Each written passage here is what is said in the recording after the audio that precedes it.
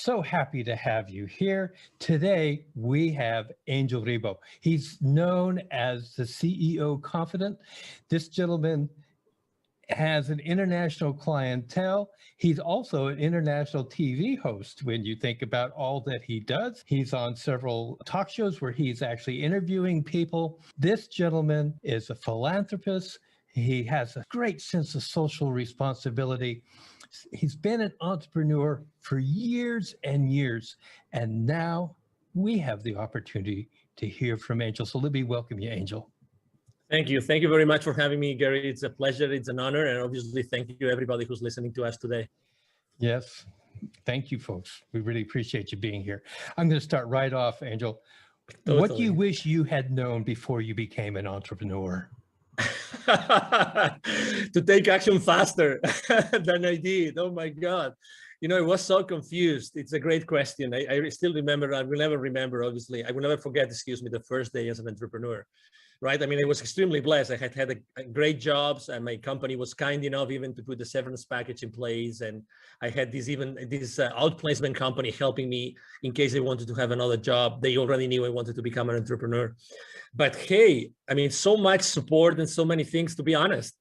Sometimes I think it was just counterproductive, you know, because I was always like, okay, so I have all those resources, and then I have all these different options. I've done so many things, and I have this route that I could go. I have this route that could provide this service, this other service. And yet, literally, I wish I had taken just one route and started like hitting hard in that direction. Definitely. That's definitely the thing that when I think back, I would have liked to know and change. And that's probably why I came up with this mantra, which is the main mantra for me and for my clients, which is taking perfect action now.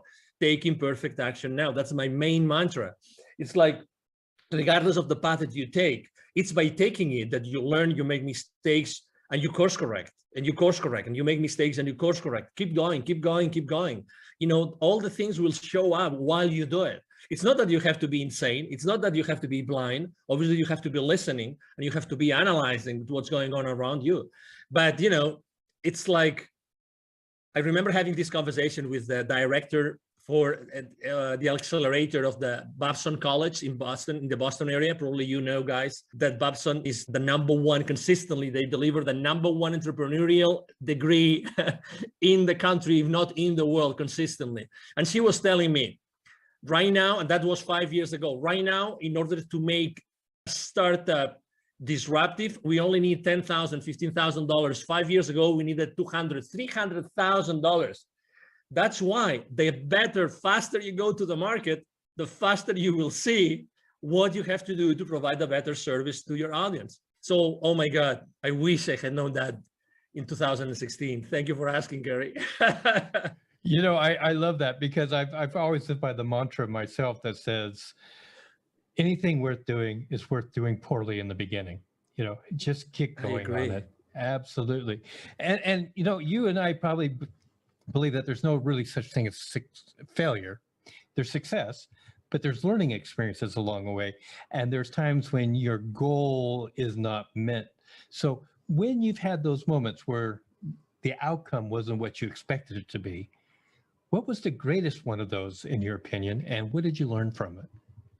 Actually, probably it was when, out of the blue and through a personal connection, a company, an entertainment company from Spain, came to me or called me and say, hey, we are the owners of such a TV network. We are in Spain. We're going to fly to Los Angeles in a couple of weeks. We would like you to be there because we would like to make you an offer. We would like you to help us develop their business. I had no idea, absolutely no idea about their entertainment business, nothing. But I said, I mean, they were friends of friends, and I had seen them, I think, once in Latin America, but they really didn't know much about their business. But anyway, there I go to Los Angeles, I meet with them, and they say, so that's what we would like to do, but you know what? We cannot pay you as much as the other clients are going to pay you. So I said, well, okay. So, you know, all right, let's see what is in here for me. And you know, when your gut feel is telling you, Angel, there's something here, you don't know what it is, but I think that you should consider this. And really, inside of me, this voice that came to me saying, you have to do this. You don't know anything, but let's keep moving forward. And I was already there. I had nothing else to do for a week. So I said, okay, I'll surrender to the unknown. Let me put it this way, Gary. And and then they go, well, Angel, you know what? Part of your responsibility, if you take this, if you accept our offer, it's going to be that you're going to be sitting on this chair just for a test, and you start interviewing people. I said, what? Yeah, you start interviewing people, and you know, but I don't know anything about these people, nothing. But don't worry, you know, we are here in this, you know, conference, and there's thousands of people. We'll bring you only like, I don't know, maybe 30, 40, 50 in the next 5-6 days. And we will probably not have time to tell you who they are, but it doesn't matter. You know, we'll sit them down here with you, and we know you're a smart guy.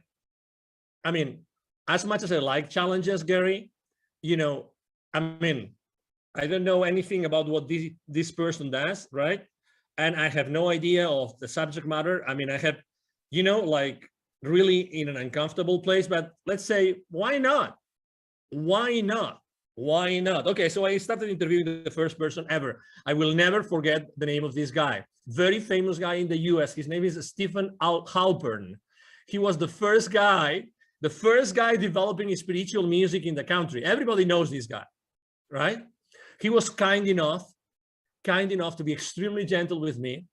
So, but you know what? I started like asking him questions, and I was just so concentrated, so focused on him, that I started asking one question after another. And the only thing I knew is that I didn't want to deceive the audience. So I tried just to make sure that what would the audience ask if they were me? What would they want to know? And you know, we came and going. And at the end of the conversation, Stephen, he might even remember this. This is funny. I am speaking about him today. He said, wow, you did a great interview. Thank you so much. I said, what? Oh, okay. Thank you. Thank you very much. Obviously, I would never say, you know, I never recognized to him, right? Like acknowledge that it was my first ever. And the number 5 or 6 was this celebrity from Hollywood, the Michelle Rodriguez, you know, the actress from, you know, the Fast and Furious saga of movies, and you name it. I mean, but guess what? All this, like, you know, discomfort for these many days eventually put me in a place where I said, oh my God, this is a skill that I'm developing that I didn't know that I had. I didn't know that by being previously spokesperson for large corporations of America in other places in the world had helped me. Oh my God, I am at the other side. I'm becoming the host instead of the guest. There is something here. There is some, you know, there is value. Why? Because I realized that I can make available to the normal citizen the greatness of my interviewee. And this is priceless. This is priceless. So this is probably one of the stories that I think that I wanted to share after your question, Gary. I will tell you, Angel, what I love the most is if the audience is sitting here and they haven't been pelted by your golden nuggets, they're not listening. I mean, it's just one after another. It's like a machine gun going off. Boom, boom, boom. Thank you. Thank you. I love it. So what advice would you give somebody who's saying, okay, I want to be an entrepreneur, but what do you suggest? What would you say to them? Yes, you know, I think that we live in a very important moment in history. Obviously, it's now March 2021. In the upcoming weeks or months, this will be, this interview will be published. So it's a very important moment in life, and it's not a coincidence that we are living this moment. Okay, so I would like to just make sure that you understand what this means. Okay, so the world is what it is, and we are here, all of us, to play a role, like it or not. Okay, we are playing a role in the new world that we are creating. Okay, so that's number one. Number two, I was blessed enough last year of delivering a couple of webinars to the local, business accelerator communities here in Dallas, Texas, and both were about the following subject, which is pivoting in times of crisis. Pivoting in times of crisis. And after doing those two webinars to the local entrepreneurs and startup CEOs communities, I would say one thing: we all have this incredible talent. We all have this unstoppable divine force inside of us that allow us to provide a unique service to the rest of the world. Okay, Nobody has had the same life that you, listener, has had. Nobody. So you are unique. So even if you think, oh, there's going to be so many other coaches, so many other, consultants, so many other people making the same product, not a chance. That's not true. Nobody is able to provide the value, the wisdom, the teachings that you bring to the world just because you have had your own life and you have had your own experiences. That means by default, by definition, that means that there's going to be in the world an audience that is just waiting for you to show up and to give that value to them. So when I was telling these guys, going back to the story of the webinars here about, pivoting in times of crisis, there's four things that I would like to tell you. Number one, you already know that you have passions, that, there's something that you are enthusiastic about. Number two, there's always friends of you or relatives or colleagues that tell you you are an expert on something. You always come to you for something. Number three, the market is always going to need what you are willing to share with them, as I said before. And number four, and that's the only question maybe you have to ask, is the market willing to pay for it? Yes or no? If the answer is yes, and 95% of the occasions, yes, the answer is yes, then you have a business. So again, don't be fearful. I know you are on the fence, and I just answered a question saying, what was the main mistake I made is being on the fence for too long, right? So I know you are on the fence, but at the same time, know that there's people out there waiting for your message, and they will never go, and they will never move hiring someone or paying for someone's services unless you show up and they resonate with you. They're waiting for you there. That's why I think, sometimes people, I remember when I was training salespeople, I've trained literally hundreds of salespeople, and I remember training them. And in the first training session, most of the people would tell me, hey, sir, hey, Angel, but what happens if I run out of leads? If I run out of leads, how am I going to make my quota? I would always tell them the same thing, always, to all of them. Okay, so whenever you run out of leads, please come to me, and I will give you another list of 1,000 additional leads that you can call onto. What I'm trying to say is that we have those limiting beliefs that we think that we are limited, we are in a box, and we are competing against the rest of the world, when everybody knows already that the wealth is in the follow-up, that nobody follows up. So there's always wealth for everybody. There's always, services that you can provide and people that will pay for you. It's collaboration that we have not been taught. That's why we are being taught all the time about competition, but the reality is that there's wealth for everybody. And if we learn to collaborate as opposed to compete, you will feel much more comfortable, and we will all make a nice living. All of us, no exception. I fully agree. And I thank you so much. Again, I hope you guys got another dump truck to fill up, because this guy is just going to give you golden nugget after golden nugget. So let's just talk about resources. Now, resources can be people, books, relations, etc. Can you just name three that have really influenced you in your entrepreneurial pursuits?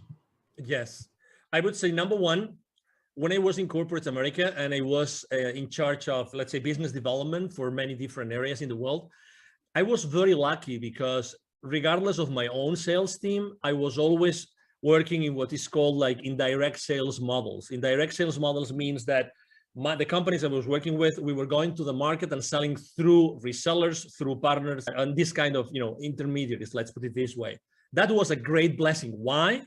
Because I became the most trusted advisor of all those companies. Guess what? The leaders of those companies and the different employees, they were pure entrepreneurs. They started their companies small, and they wanted to thrive, and they wanted to make a lot of money out of the margins that we were giving as the vendor, right? So that's the number one thing. Resources, people that I always was working with, and I was always working with partners. That's why I talk about collaboration all the time. So number one, resource, partnerships, collaborators, resellers, distributors, you name it. Look for something, someone, companies, people that can go to the market, help you go to the market. That's number one.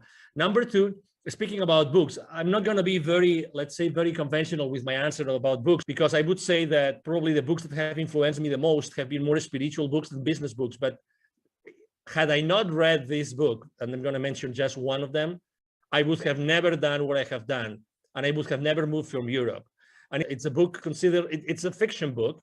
It's a history, or excuse me, the story about a series of scrolls and revelations from the Amazonian, forest in Peru. The book is called The Celestine Prophecy by James Redfield. Had I not read that book, which was like, of course, I knew that already, but I would never say this aloud. This is, I would be embarrassed of sharing this with anybody, but I was reading the book and every single page was like, oh my God, yes. Oh my God, yes. I always had this feeling inside, but I never was able to formulate it properly. I was never able to say, oh yes, this is like this. Exactly. So, and why is this book so important? It was so important for me because that's the book that when I finished reading it, I said, I have to go from Europe. I am originally from Barcelona. I was living in the UK at that time. I said, I have to move from Europe to the Americas. I don't know why nor how. It doesn't matter. I'm going to go back to London and I'm going to ask my managers, my supervisors, hey, I would like you to relocate me to Latin America to work. I don't know why, I just want to go, right? And they told me, no, you're crazy. Why would you go from this, amazing job in this amazing country, making so much money, to a third world country? You are insane. But anyway, I took my chances and I did it, and I'm glad I did it. And that's the second resource, right? And the third resource, it was going to an event.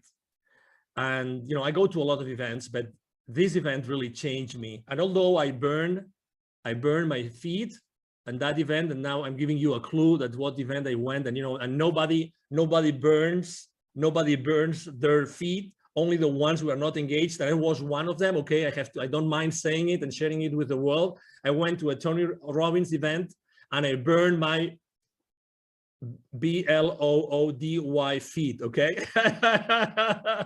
So, but guess what? I think that was part of the experience, and obviously it was meant to happen, right? I remember there was so many, you're talking about nuggets. Tony Robbins, obviously, he's, as you know, he's been the coach for the most influential people in the planet. Okay. So what he knows, probably only a handful of people know in the planet. Okay. So he was just sharing so many ideas, and the idea for the first time, the idea of, if you want to be really wealthy, that's going to be proportionate to the number of people that you help. And I had never, it seems obvious, right? It seems evident, right? But I had never thought about this in that way, that it's all proportional. So start thinking about how can you do something, provide a service or a product that you are going to be able to scale afterwards, right? Because it's going to be the amount of people that you serve, what's going to define the rest of your, let's say, wealth life. Those three resources, collaboration with partners, this specific book, and going to this specific event, those were three amazing resources that they made Angel Ribo, the CEO of Confidant, that I am today. Well, I'm glad that you hit those resources. And I must admit that in my life, two of those have been experiences for myself without the burnt feet. but let's just move on here. There's a lot of myths about being an entrepreneur. And because they're myths, I'm going to give you an opportunity to just pick one and just bust it right now for our listening audience. Any myth? Probably the first myth that I like to speak about a lot is the imposter syndrome. The imposter syndrome. We all as entrepreneurs at some point, generally in the beginning of our journey, we think that we're not worth it, that nobody's going to hire us, and that whatever we say that we did before, it's just BS, with all due respect to everybody, okay? Because we think that it wasn't enough. We think that nobody's going to hire us because before we had all this powerful machinery, of this large corporation or company, supporting us. And then we think that as soon as we start saying what we did before and try to capitalize and try to show it to the world, it's fake, because it's fake because it wasn't another setup and it was another system and we were working with another set of goals, but it's not true. It's not true. Again, we are, as I said before, we have treasured inside of us a series of experiences, knowledge, wisdom, which is not comparable with anybody else. And that goes the other way around too. So it means that, we really don't have, and you are not competing with anybody else. So when we have this syndrome that, we think that what we are saying, even though, deep inside of us, we know it's true, we still have this feeling, and we say it like with our, mouth, like semi-shut, you know what I mean? When I read the other day a great quote, I used it for my motivational quotes on social media. I write books to know what I know. I write books to know what I know. And I can tell you, one of the reasons why I accept so many invites from podcasters is because for me to be on a podcast and to be interviewed is such a blessing, because I really get to know what I know. I have to tell you, and I can tell you a very interesting story. The other day, I was interviewed by a young guy from Bangladesh. I was his second guest, okay? And he was intimidated, so intimidated that he made it late to the show, and he was the host, right? When you realize that he was late, not because of any other reason, but when you start talking with him, you realize that there's something there. And I spent literally like the first 5-10 minutes just praising him, just telling him how brave he was, how courageous he was, that I had been in his website and everything. And he was suddenly, I saw him growing. I saw him like becoming the phoenix bird. You know what I mean? This young man, I was his second, and he started asking me questions. And the questions he was asking me were so naive. But you would say, okay, they were naive, so they were not rich. No, because it's not such a thing as a naive question. I phrase it like this, so you realize you know what I mean. But he forced me to answer questions in a way that nobody else had ever forced me to answer. So out of his spontaneity or his, being genuine and naive, actually, we eventually had an incredible interview. I really thank him so much. And obviously I offer my help to him. He's in Bangladesh and he's a very young guy. You never know where the diamonds are going to be buried. You never know that. Never, ever. So it's very human. Going back to the original question, it's very human to have the imposter syndrome. But hey, show up, step up, expose yourself. That's the best recipe I can give you to bust the imposter syndrome that we all as entrepreneurs go through. Show up. Don't be afraid. And if you cannot answer a question, it doesn't matter. Be genuine and say, hey, I haven't got the finest idea of how to answer this question. I will have to think about it. Just that. And it's you. And there's going to be people that are going to say, this guy was strong enough, and he was authentic enough and humble enough to acknowledge that, or he or she obviously wasn't able to answer that question. And that's part of who you are. And again, I'm sure that for the next interview, you will be able to answer this question and many others, because you probably will have done some homework, but I really like this, like as to be busted, because we all go through it. It's a limiting belief, and it's so not true. So not true, Gary. I really appreciate that. And one thing that I know from our brief interactions with each other, you are a master at building other people. You are a master at helping to establish confidence in what people have to offer. So I really appreciate that aspect of you from my point of view. Now, I'm going to change up a little bit, because I'm not going to ask the next question I normally ask. We talked about social responsibility. I'd like you to talk about your point on social responsibility as an entrepreneur. Yeah, there was a time in my life in which I said, if not me, who? And you will understand why. If not me, who? I had this question inside of me, if not me, who? When I was in Latin America, I lived in Latin America for 10 years, and I was working with Latin America for 15 years. And I was going there so often. I was always dealing with, we were doing consultative selling to large corporations present with their subsidiaries in Latin America. And every time I was going to see their plants, the manufacturing plants, they would typically be in the outskirts of big cities, suburbs, rural areas sometimes. Every time I would go to those places to meet with the CEO levels, to close some deals, every single time outside those plants, there would be a lot of poverty because that's where poor people live. You know, they live in the outskirts of the cities. And every time I would go to those places with my rental car, they would ask me, hey, senor, would you like to buy some gum from me, some candy, a bottle of water? Can we keep your car safe while you are inside? So I was always interacting with kids, always was interacting with kids. And it reached some point before leaving, and actually that was one of the reasons why I left corporate America, in which one day I had this incredible experience in which I saw very clearly that I had this connection, this continuous, possibility to talk to the top guys in the continent, and at the same time being able to see so much poverty.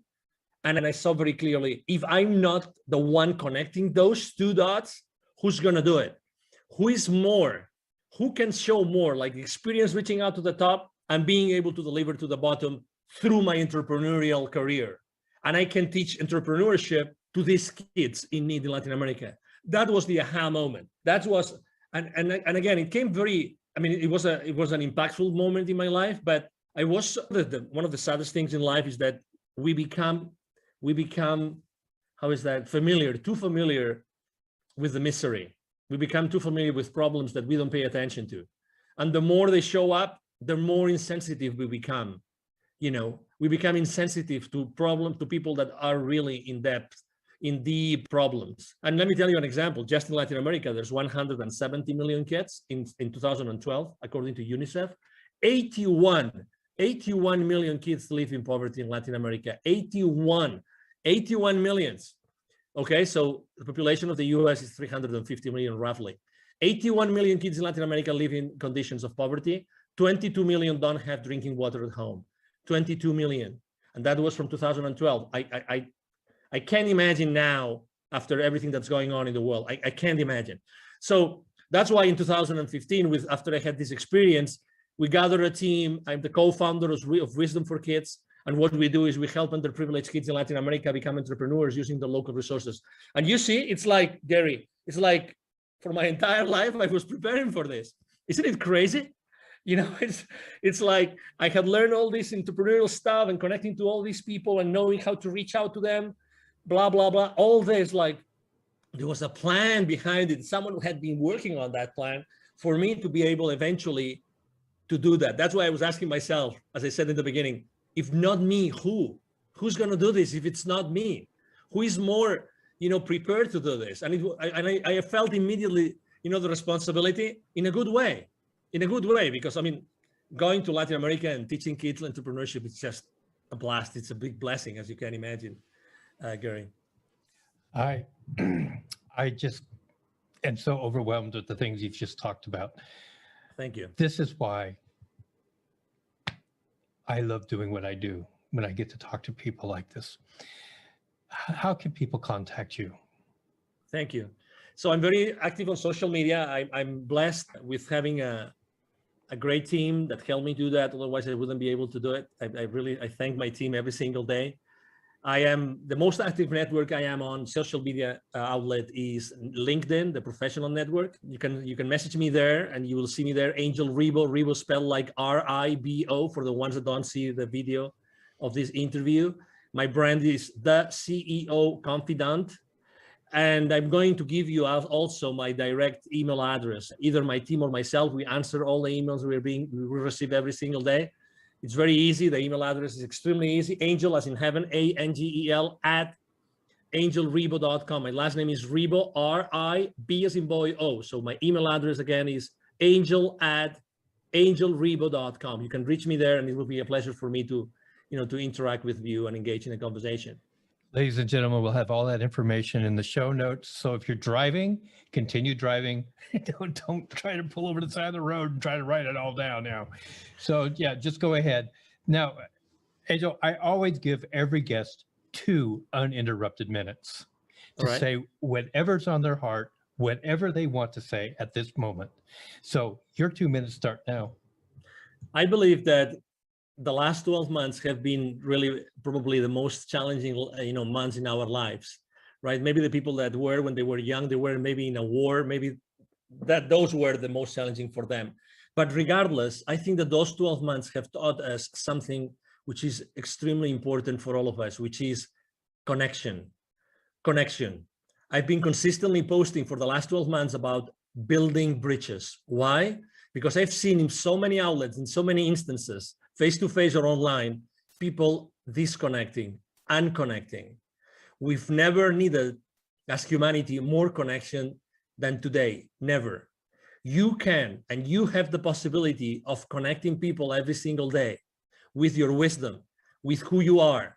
Try to reconnect, try to rebuild the bridges. If you burned any bridge for the last 12 months, you have this divine force, which is, inside of you and nobody can take away from you. Use that force inside of you to rebuild those bridges. Really you can make a difference just with who you are today and with what you do every single day. Try to do that purposely. Try to have an intention every single time, every single morning that you wake up, when you wake up and when you go out and when you start talking with someone over Zoom. Try to build a connection. Try to create a connection. Make it an intention, because we all need it. This is happening really because of something. There's some reason behind, all the fear and all the challenges. And the reason why this is happening is that because we have to become more aware of what we really can do as humans. I see this every single day. Thank you, Gary, very much for allowing me to be here. You are right. When I work with someone, I really make sure that they understand their own potential. That's my main goal with everybody I work with. To make them understand their absolutely incredible potential. And, it's been a pleasure to be here with you today. And thank you for allowing me to maybe share some nuggets with you. And obviously, I feel so honored to be here, and anything I can do for you and for your audience, it will be a pleasure to do it, Gary. Thank you so much, Angel. God, I love you, man. You're great. Thank you. Likewise. Ladies and gentlemen, that is going to conclude this episode of Gary's Glorious Golden Nuggets. If you've enjoyed the show and you haven't subscribed yet, please do subscribe. If you would like to share this with somebody, please do. Help our audience to grow. Angel, you are a gold mine. Thank you so much. Thank you so much for your time. Absolutely. God bless.